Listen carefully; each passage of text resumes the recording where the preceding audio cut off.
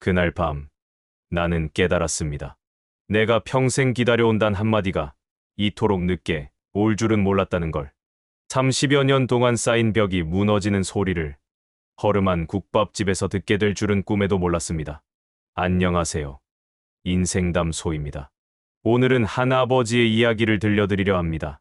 부모와 자식 사이에 왜 이런 깊은 강이 흐르는 걸까요? 사랑하는데도 왜 서로 상처를 주고받는 걸까요? 그 아이가 처음 나에게 반항했던 건 고등학교 2학년 때였습니다. 지금 생각해보니 그때가 모든 것의 시작이었던 것 같습니다. 그날도 평범한 저녁이었습니다.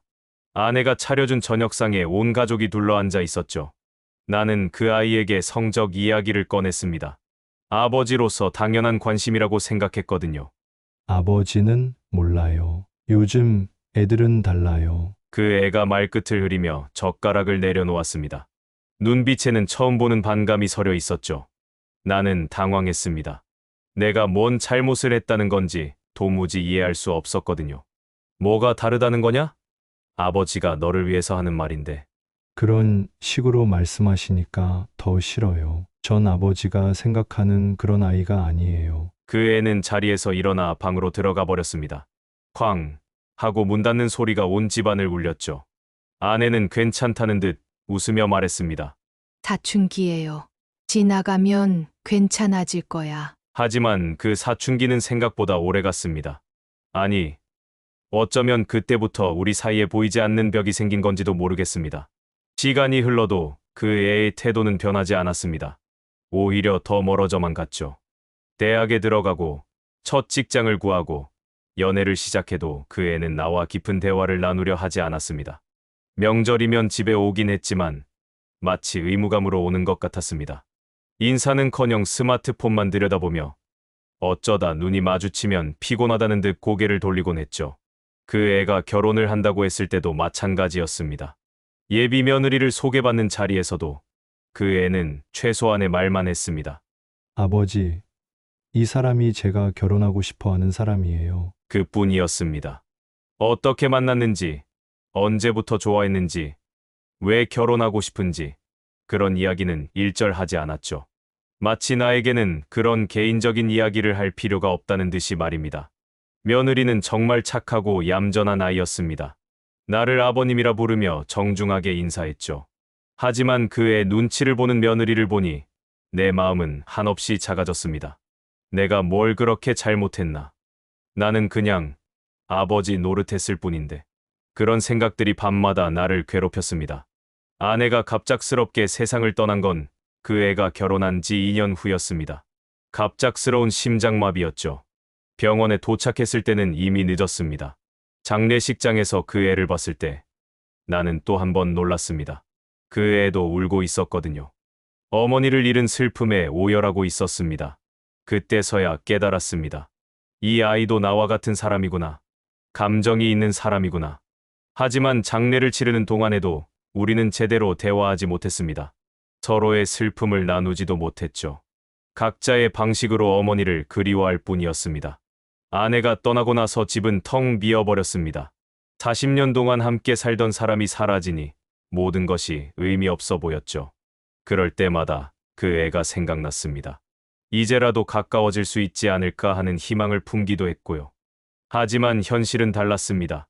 그 애는 여전히 무심했고 나는 여전히 서운한 채로 시간만 흘려보냈습니다. 잠깐, 여러분도 이런 경험 있으시지 않나요? 가족인데도 마음이 통하지 않는 그런 답답한 말입니다. 인생담소 채널에서는 이런 마음의 이야기들을 계속 나누고 있어요.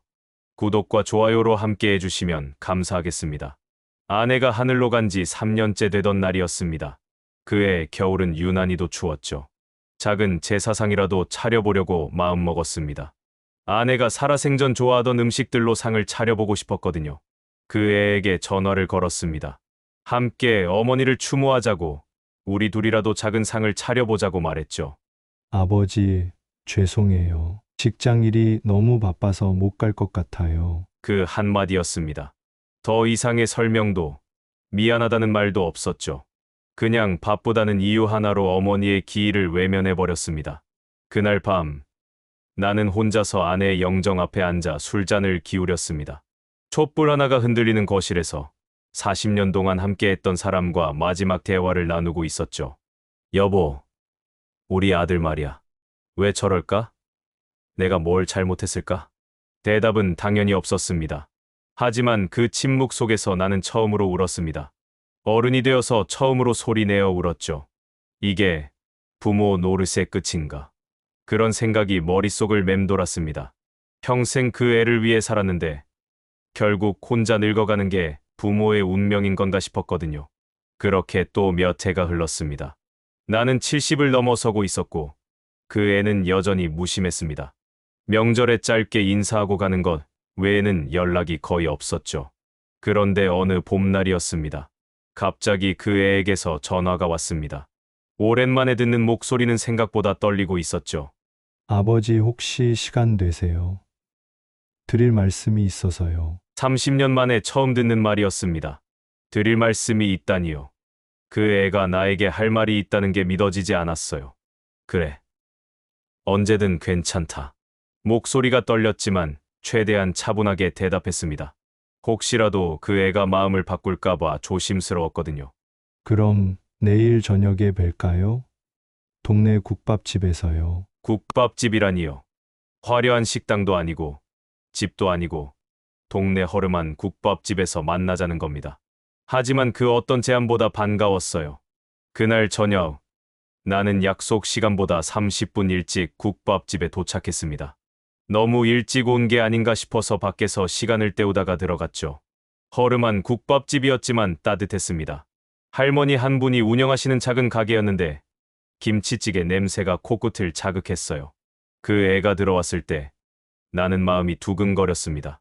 언제부터인가 그 애와 단둘이 마주 앉는 게 이렇게 어색한 일이 되어버렸더라고요. 아버지, 안녕하세요. 그래, 왔구나. 뭐 먹을까? 우리는 김치찌개 2개를 주문했습니다. 그리고는 한동안 말이 없었죠. 서로 무슨 말을 해야 할지 모르겠더라고요. 그 애는 오래 망설이는 것 같았습니다.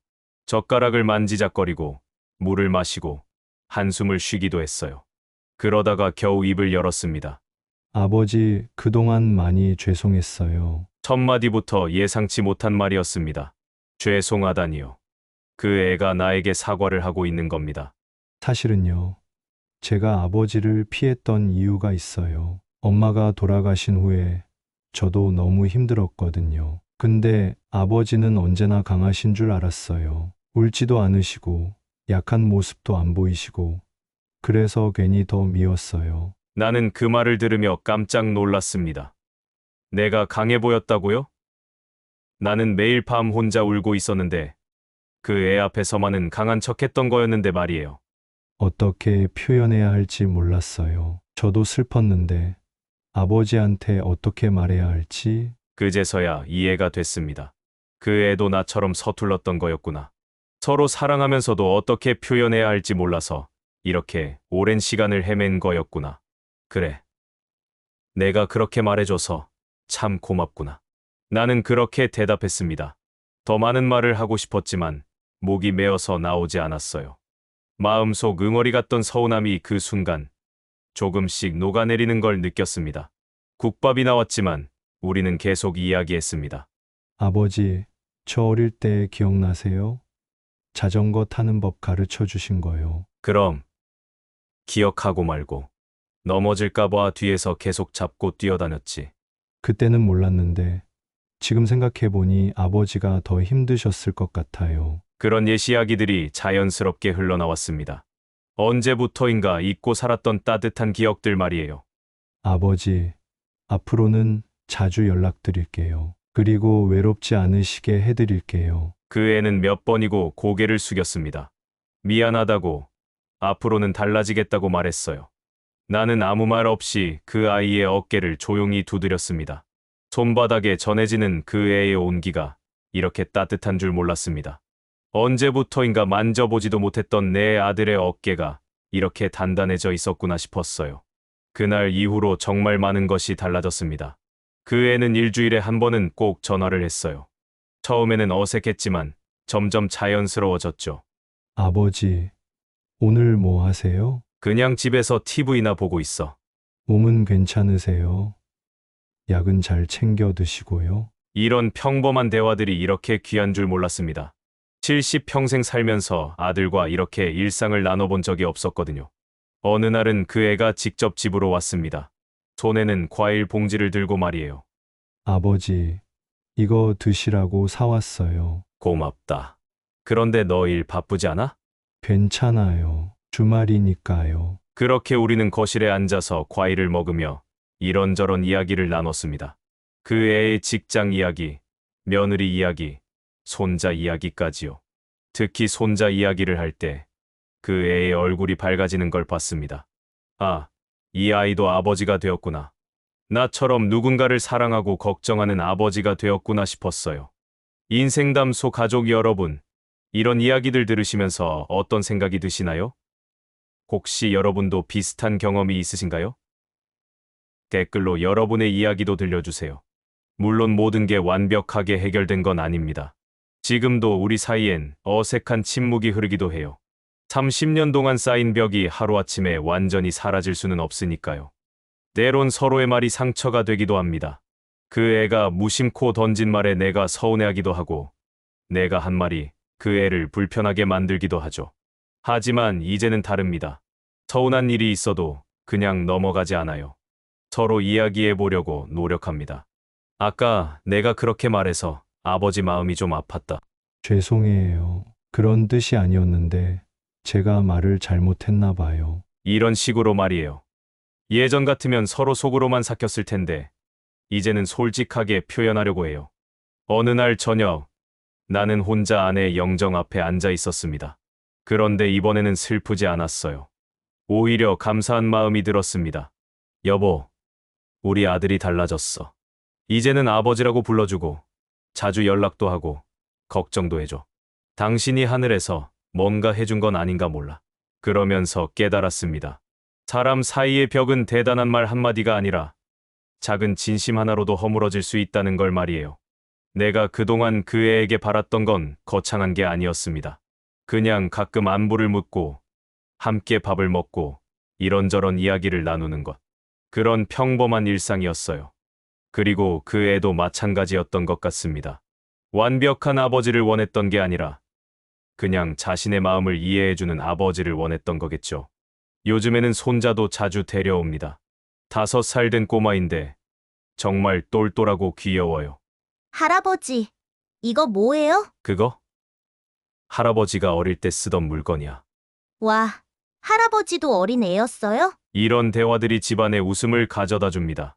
그 애도 손자를 보는 눈빛이 정말 따뜻해요. 아, 이 아이가 이런 표정도 짓는구나 싶을 정도로요.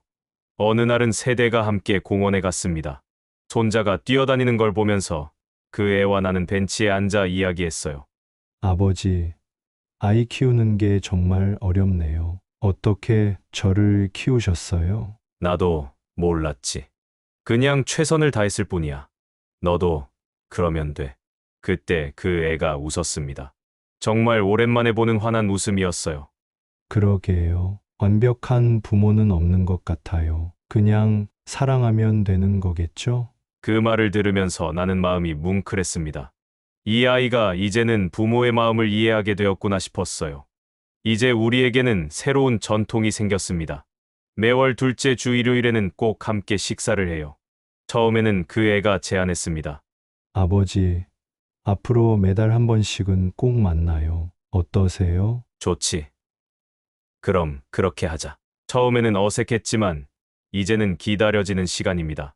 그날만 되면 며느리가 정성스럽게 음식을 준비해주고 손자는 할아버지에게 보여줄 그림을 그려와요. 그리고 그 애와 나는 한 달 동안의 이야기를 나눕니다. 별것 아닌 일상들이지만 이런 게 가족이구나 싶어요. 아버지, 이번 달에는 어떻게 지내셨어요? 그냥 평범하게 지냈지. 너는 어땠어? 회사에서 승진 소식이 있었어요. 그래?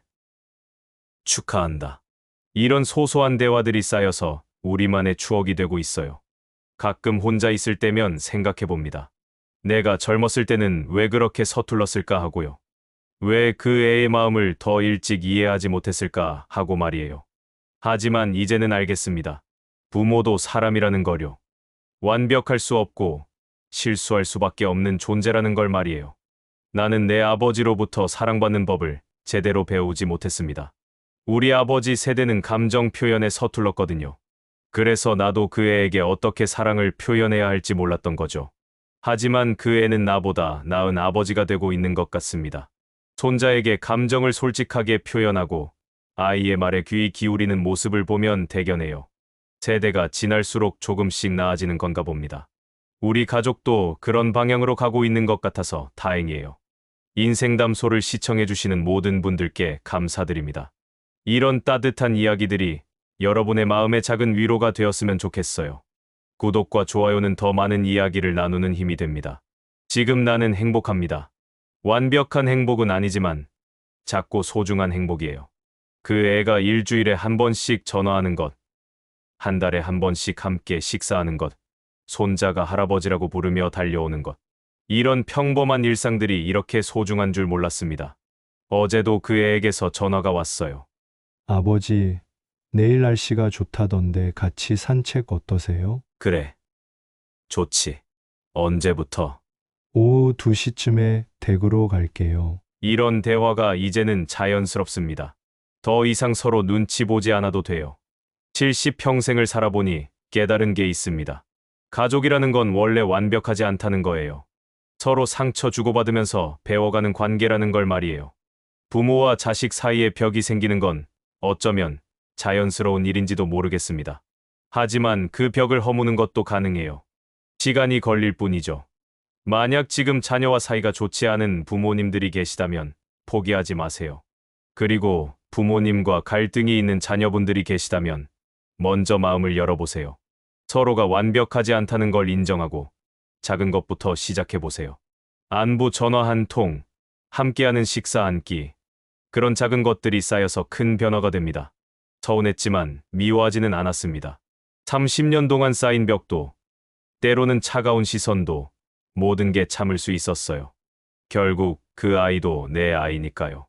지금도 가끔 그 애와 의견이 다를 때가 있습니다. 세대 차이 때문에 이해하지 못할 때도 있어요. 하지만 이제는 괜찮습니다. 서로 다른 게 당연하다는 걸 알거든요. 중요한 건 서로를 사랑한다는 마음입니다. 그 마음만 있으면 어떤 벽도 허물 수 있어요. 오늘도 그 애에게서 문자가 왔습니다. 아버지, 오늘 하루도 건강하세요. 사랑해요. 사랑한다는 말을 이렇게 자연스럽게 할 수 있게 된 게 기적 같습니다. 70이 넘어서야 처음 들어보는 말이에요. 나도 사랑한다. 그렇게 답장을 보냈습니다. 처음에는 쑥스러웠는데 이제는 자연스러워요. 인생담소를 끝까지 들어주셔서 감사합니다. 오늘 이야기가 여러분의 마음에 작은 위로가 되었기를 바랍니다. 가족이라는 건 때로는 가장 가깝지만 가장 어려운 관계이기도 합니다. 하지만 포기하지 않으면 언젠가는 서로의 마음이 통하는 날이 올 거예요. 여러분도 소중한 가족과의 이야기가 있으시다면 댓글로 나눠주세요. 함께 나누면 더 큰 힘이 됩니다. 다음에도 인생의 따뜻한 이야기로 찾아뵙겠습니다. 구독과 좋아요, 그리고 알림 설정까지 해주시면 더욱 감사하겠습니다. 오늘 하루도 가족과 함께하는 소중한 시간 되세요. 감사합니다.